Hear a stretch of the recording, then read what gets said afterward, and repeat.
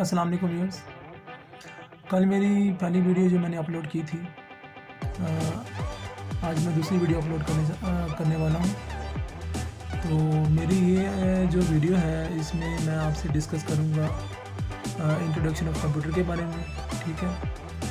और जैसा कि मैंने आपसे पहले शेयर किया है कि मेरी वीडियोस अपलोड करने का मकसद सिर्फ़ और सिर्फ अपना जो जॉब एक्सपीरियंस है वो आपके साथ शेयर करना है, और ताकि आप जो भी कुछ मैंने अपनी जॉब करियर में सीखा वो आप सबके साथ मैं शेयर कर सकूं और आपको कोई ना कोई उससे हेल्प मिल सके, ठीक है।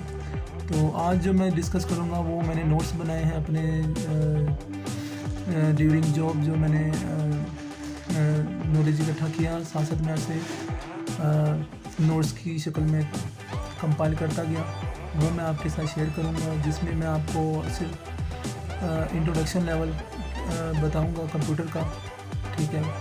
सो लेट्स हम स्टार्ट करते हैं। आपसे एक रिक्वेस्ट है, आप मेरे चैनल को लाइक करें और अपने उन दोस्तों के साथ जिनको आप समझते हैं कि इस वीडियो की ज़रूरत है उसको उनके साथ आप उसको शेयर करें और सब्सक्राइब ज़रूर करें।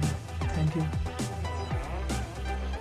नोट्स कंप्यूटर्स के जो मैंने बनाए हैं उनमें सबसे पहली जो चीज़ है जो मैं आपसे शेयर करूंगा उसमें लिखा है what is computer and what is the difference between computer and human mind. A computer is a machine that receives data and processes it into information and has the ability to store, retrieve and process data. A man can do all the work which computer can do, but we use a computer just for quickness and correctness. इसमें क्या कहना चाह रहे हैं, इसमें ये है कि ये एक मशीन है, ठीक है, जो क्या करती है, हमसे डाटा रिसीव करती है, फिर उस पर प्रोसेसिंग करती है, फिर उसके बाद इंफॉर्मेशन जो एक यूज़र के लिए रीडेबल होती है वो उसको प्रोवाइड करती है। साथ ही साथ इसमें स्टोरेज, डाटा स्टोर करने की भी एबिलिटी होती है। एक इंसान जो है वो ये सारे काम कर सकता है, वो हर काम कर सकता है जो कंप्यूटर करता है, लेकिन कंप्यूटर में और इंसान में जो सबसे ज़्यादा डिफरेंस जो मैंने फाइंड किया है वो ये है कि कंप्यूटर में क्विकनेस है, ठीक है, और दूसरी चीज़ ये है करेक्टनेस। ये करेक्ट आपको चीज़ बताएगा और क्विक बताएगा। जहाँ तक बात है स्टोर की, एक इंसान जो है अगर उससे पूछा जाए जी आपने एक हफ़्ते पहले क्या खाया था, शायद उसे ना पता हो, लेकिन कंप्यूटर में जो डाटा आपने 3-4 साल पहले का भी सेव किया हुआ है वो उसके अंदर महफूज रहेगा, वो जब चाहे आप ले सकते हैं। तो ये एक किस्म की मिसाल है करेक्टनेस की, कि वो आपको करेक्ट और देर पा जो है आपको हर चीज़ मुहैया करता है, जो भी आपने उसमें डाटा स्टोर किया है वो आपको प्रोवाइड करता है। सो कंप्यूटर की बात हो गई। नेक्स्ट हम बात करेंगे हार्डवेयर्स की। हार्डवेयर्स क्या होते हैं? ये आप जो स्क्रीन है जो हमारे सामने पड़ी है, ये कीबोर्ड जो हमारे सामने पड़ा है, ये माउस पड़ा है, इसके अलावा CPU, मॉनिटर, प्रिंटर, ये सब हार्डवेयर्स हैं, इनको हम छू सकते हैं। जैसे कि लिखा है tangible item used by the computer is hardware, that is keyboard, mouse, CPU and monitor etc. Next बात है व्हाट इज़ सॉफ्टवेयर। सॉफ्टवेयर क्या होते हैं? ये इनटेंजिबल एसेट आइटम्स होती हैं जिनको हम छू नहीं सकते, ठीक है। जैसे कंप्यूटर के अंदर अब ये वर्ड है जिसमें हमने ये व्यू देख रहे हैं, इसको हम छू नहीं सकते, ठीक है। कंप्यूटर के अंदर जो सॉफ्टवेयर हमने इंस्टॉल किए हुए हैं, जो सब कुछ डाटा उसके अंदर पड़ा है, वो सॉफ्टवेयर है, उसे हम इस्तेमाल नहीं कर सकते, छू नहीं सकते, हाथ नहीं लगा सकते। इस्तेमाल कर सकते हैं, हाथ नहीं लगा सकते। नेक्स्ट है जी what is input devices. Input devices वो होती हैं जो हार्डवेयर होता है, हार्ड डिवाइस होती हैं। इनपुट डिवाइसेस वो भी होती हैं जो,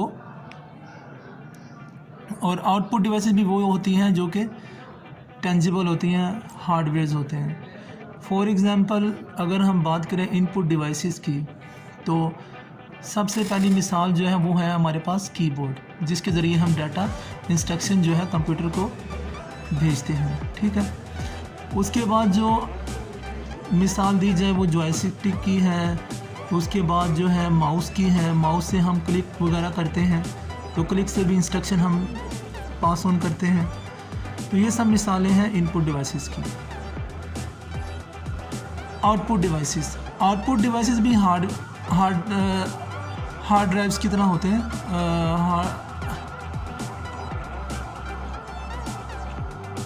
ठीक है,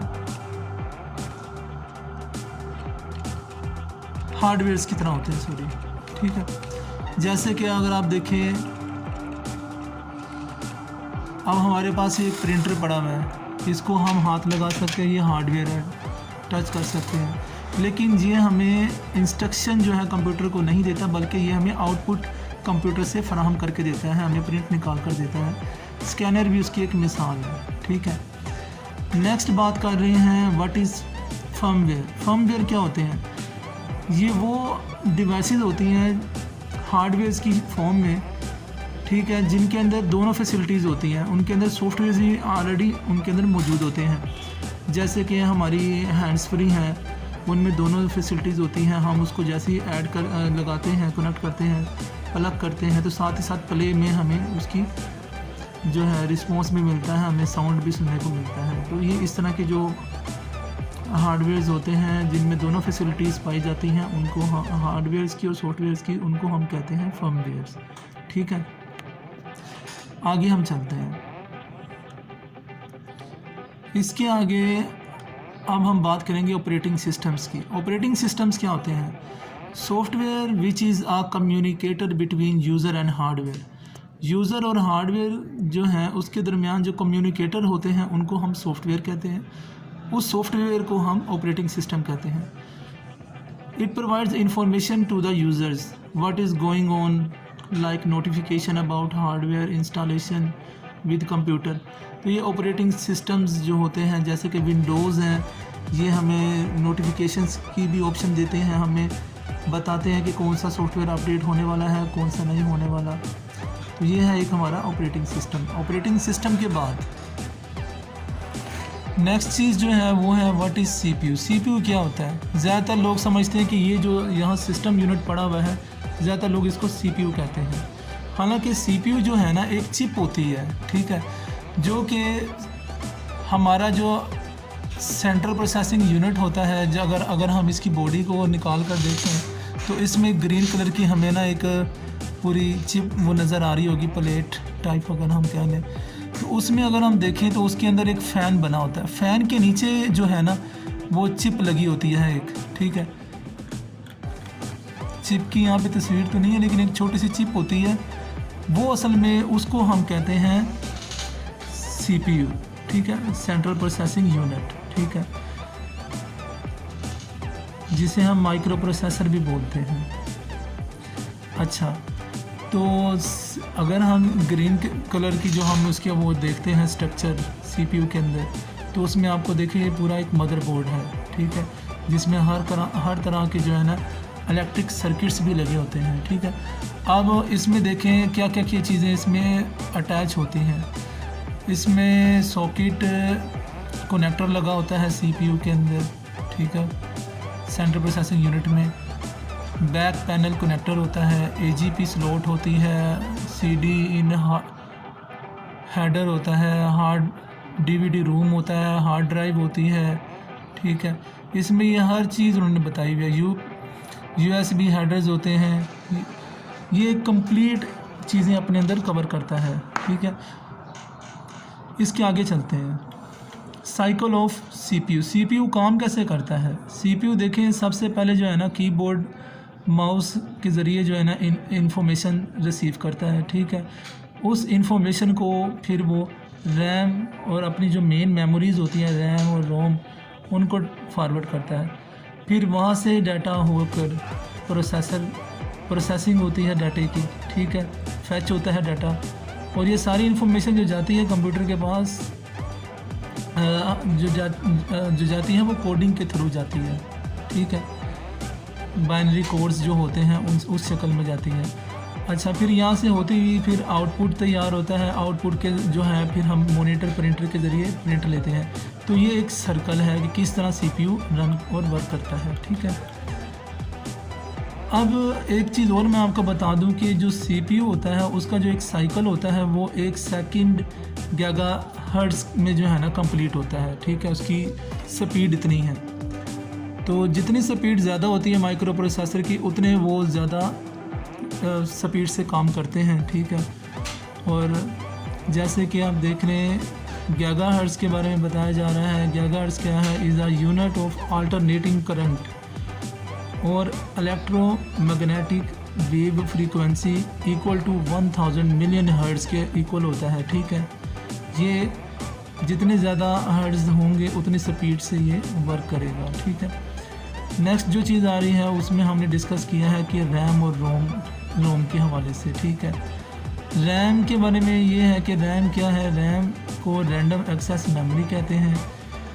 ये एक वोलेटाइल मेमोरी है, जिसका मतलब है कि अगर पावर होगी तो ये काम करेगा, डाटा स्टोर करेगा। जब तक पावर नहीं है तब तक डाटा इसमें स्टोर नहीं रहेगा।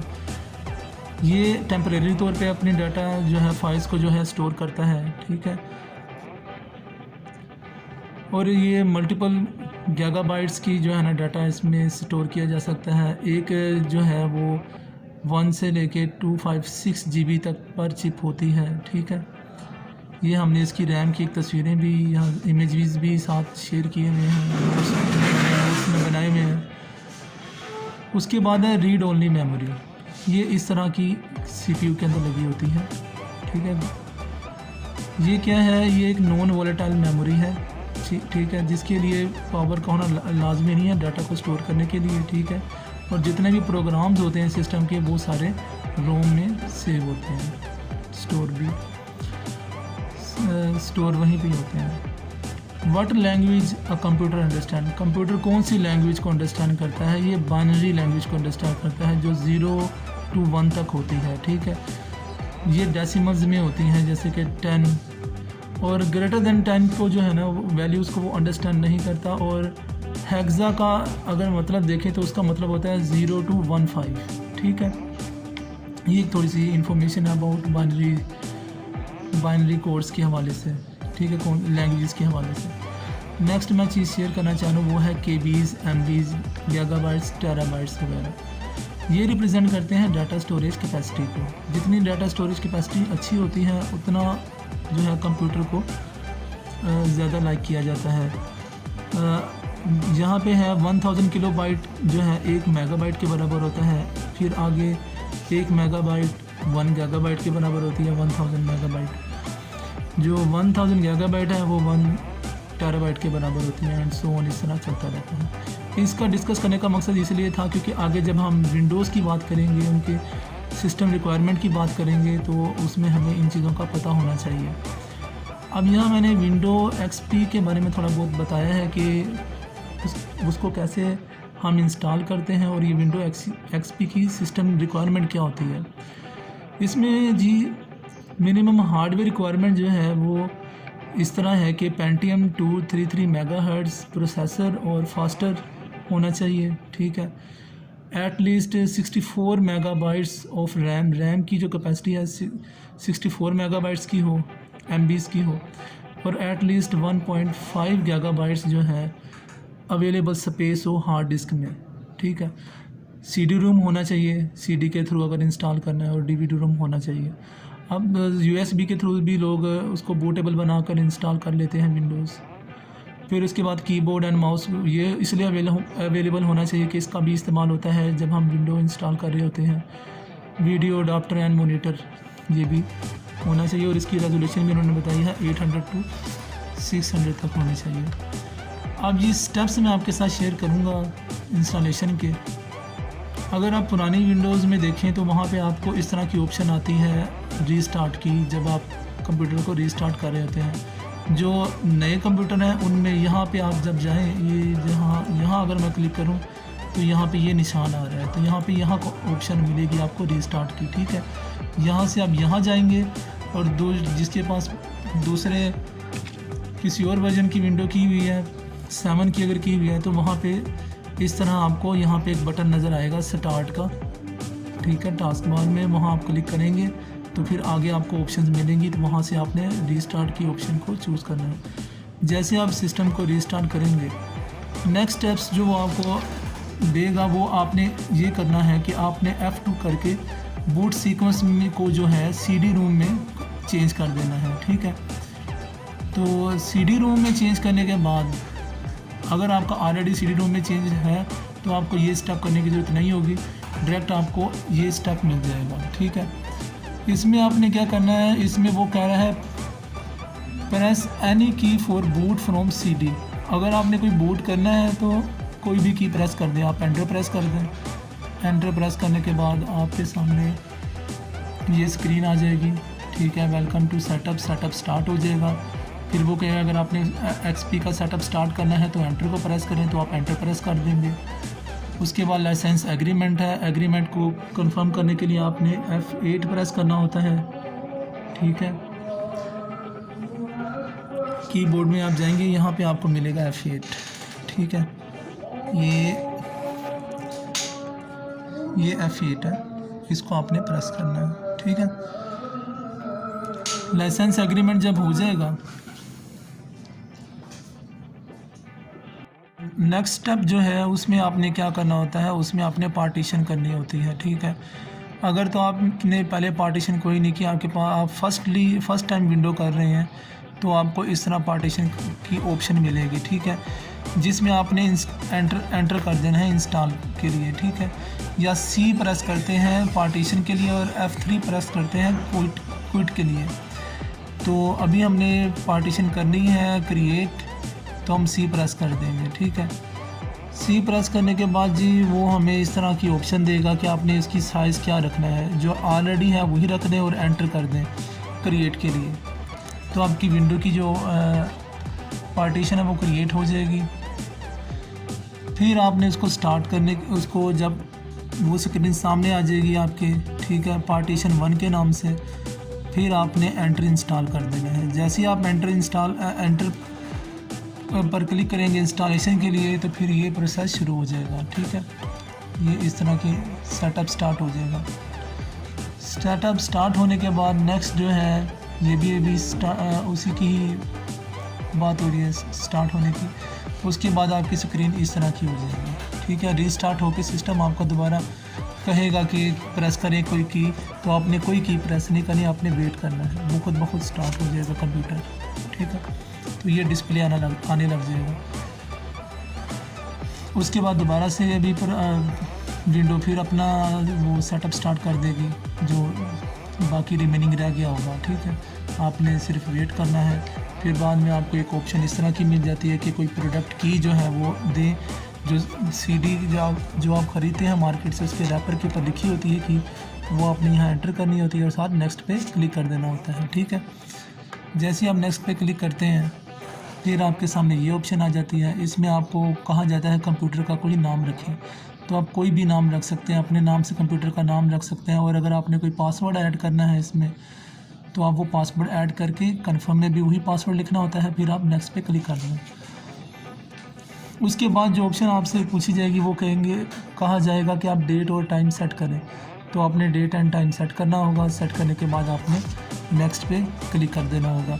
अच्छा, यहाँ मैं आपको ये बता दूँ कि डेट एंड टाइम सेट करने के बाद नीचे ऑप्शन आ रही होती है टाइम जोन की, तो आपने यहाँ पे इसके एरो पे क्लिक करके यहाँ पे अपने इस्लामाबाद और कराची का टाइम जोन सेट करना है, चूज़ करके उसको सिलेक्ट करना है और फिर नेक्स्ट पर क्लिक कर देना है। उसके बाद फॉर्मर्सी आपसे वो पूछेगा टिपिकल सेटिंग करनी है या कस्टम करनी है। हमने कस्टम नहीं करनी, हम टाइपिकल जो है वही रहने देंगे और नेक्स्ट पे क्लिक कर देंगे। तो ये हमें अब लास्ट फाइनलाइजेशन इंस्टॉलेशन हो रही है, होना शुरू हो जाएगी। फिर उसके बाद आपको वो दोबारा मैसेज आएगा, ठीक है, कि आपकी window will automatically adjust your screen resolution, ठीक है। उसके बाद जी आपको अगर आपने कोई इंटरनेट कनेक्ट करना है तो वो आपसे पूछेगा कनेक्ट टू द इंटरनेट, ठीक है। आप नेक्स्ट पर क्लिक कर दें। उसके बाद आपको ये विंडो आएगी एक्टिव विंडो की, इसे आप यस पे ही रहने दें। Yes it's active window over the internet now, and then आप उस पर नेक्स्ट पे क्लिक कर दें, ठीक है। दोबारा आप उसको नाम दें, ठीक है। यूज़र नेम आप देंगे, यहाँ पर यूज़र नेम देने के बाद आपकी विंडो कंप्लीट हो जाएगी। यहाँ पे आपकी विंडो इंस्टॉलेशन कंप्लीट है। विंडोज़ जो पुरानी थी, जिस तरह एक्सपी की हम बात करें, इसमें बहुत टाइम लगता था विंडोज़ को इंस्टॉल करने में, ठीक है। लेकिन अब जो विंडोज़ आ गई हैं, जिस तरह 7, 8 एंड 10 है, ये बहुत ही इजी प्रोसेस है इनकी विंडोज़ का। तो अगर हम बात करें इनकी रिक्वायरमेंट की, सिस्टम रिक्वायरमेंट क्या होनी चाहिए, 1 गीगाहर्ट्ज़ और फास्टर प्रोसेस होना चाहिए 32 बिट और 64 बिट के हिसाब से। और processor must support PAE NXN, ये जो है विंडोज़ 8 के लिए है और 8.1 के लिए उन्होंने दिया हुआ है। सेम ही सब के लिए अप्लाई हो जाती है ये प्रोसेसर। उसके बाद रैम है, रैम 1 GB होनी चाहिए फॉर 32 बिट अगर आपने विंडो करनी है, और 2 GB होनी चाहिए अगर आपने 64 बिट विंडो करनी है। उसके बाद हार्ड डिस्क की स्पेस की बात कर रहे हैं, ठीक है। 16 GB फ्री हार्ड डिस्क होनी चाहिए, ठीक है, 10 के लिए, 7 के लिए, 8 के लिए, और 20 GB होनी चाहिए अगर आपने 64 बिट ऑपरेटिंग सिस्टम करना है, ठीक है। अगर आपने विंडो 32 बिट वाली करनी है तो उसके लिए 16 GB है। तो इसके बाद अब हम इसके इंस्टॉलेशन की बात करते हैं। ये भी सेम इसी तरह ही है जिस तरह हमने पहले किया। रीस्टार्ट, इसमें भी रीस्टार्ट करना होता है। उसके बाद आपने जाना होता है सेटिंग्स में, बूट की सेटिंग करनी होती है। यहाँ पे बूट सीक्वेंस के लिए F2 को प्रेस किया जाता है, ठीक है। अगर आपकी पहले ही सीरीज़ सिलेक्ट हुई हुई है, बूट सीक्वेंस ठीक है, एरोज़ की मदद से आपने अप डाउन जाना होता है। अगर वो ठीक है तो फिर आप जो है उसको स्किप कर देंगे। CD रोम, ये जिस तरह यहाँ पे उन्होंने इसको एरो की मदद से फर्स्ट कर दिया, फर्स्ट पोजीशन पे ले आई है। उसके बाद जी आपने F10 दबाना होगा और फिर उसके बाद सेव एग्ज़िट, एस्केप के लिए एग्ज़िट दबाएंगे और उसको आप सेव कर देंगे, प्रेस करेंगे एग्ज़िट सेव चेंजेस पे, ठीक है। नेक्स्ट जो है वो सेव की कंफर्मेशन के लिए आपसे कहेगा यस दबाना है के लिए Y दबाना होगा, नो के लिए N दबाना होगा। आप Y दबा के इसको एंटर कर दें तो आपकी विंडोज़ इंस्टॉलेशन इस तरह होना शुरू हो जाएगी, ठीक है। इसमें आपसे ये पूछते हैं कि आपने जो है लैंग्वेज क्या रखनी है उसकी, ये सब कुछ आप सेम रहने दें और नेक्स्ट पर क्लिक कर दें। उसके बाद आपने इंस्टॉल नाउ पे क्लिक करना है, ठीक है। जैसे इंस्टॉल नाउ पे करेंगे, विंडोज़ इंस्टॉलेशन के लिए एग्रीमेंट के लिए आपने यहाँ टिक लगाना है, ठीक है। फिर नेक्स्ट पे क्लिक कर देना है। यहाँ वो पूछ रहा है कि आपने विंडो अपग्रेड करनी है, कस्टम एडवांस में जाना है। आपने कस्टम एडवांस वाली ऑप्शन को सिलेक्ट कर देना है। और उसके बाद जो है आपकी वो पार्टीशनें बता रहा होगा कि आपके पास 2 इस टाइम अवेलेबल हैं, उसमें से आपने किस में विंडो करनी है। जिसमें आपने विंडो करनी है उसको या तो आप सिलेक्ट करके फॉर्मेट करेंगे, फॉर्मेट करने के बाद आप न्यू पे क्लिक करेंगे, न्यू पे क्लिक करने के बाद आप नेक्स्ट पे क्लिक कर देंगे तो उसमें पार्टीशन होना स्टार्ट हो जाएगी। यहाँ पे इंस्टॉलेशन कंप्लीट कर रहा है। जैसे इंस्टॉलेशन कंप्लीट होगी, अगर आपने कोई पासवर्ड उसमें सिलेक्ट किया होगा, यहाँ पे चूज़ किया होगा, ये सब वर्किंग करने के बाद तो वो पासवर्ड यहाँ पे आप लगा कर इसे ओपन करेंगे। जब ओपन करेंगे तो आपके पास ये डिस्प्ले आ जाएगा। तो ये सारा था इंट्रोडक्शन अबाउट कंप्यूटर के बारे में, ठीक है। इसके बाद मैं थोड़ा सा आपसे शेयर करूँगा कि टाइपिंग जो है कीबोर्ड, ठीक है, उसकी लर्निंग आपके साथ शेयर करूँगा कि ये टाइपिंग करते हैं उसके लिए ये कैसे याद करनी पड़ती हैं सारी कीज़। तो ये मैं आपके साथ डिस्कस करूँगा और उसके बाद फिर जो है हम वर्ड, एक्सेल, पावर पॉइंट की बात करेंगे। तो अगर आपको ये वीडियो पसंद आई है तो उसे लाइक, शेयर और सब्सक्राइब ज़रूर करें। Thank you.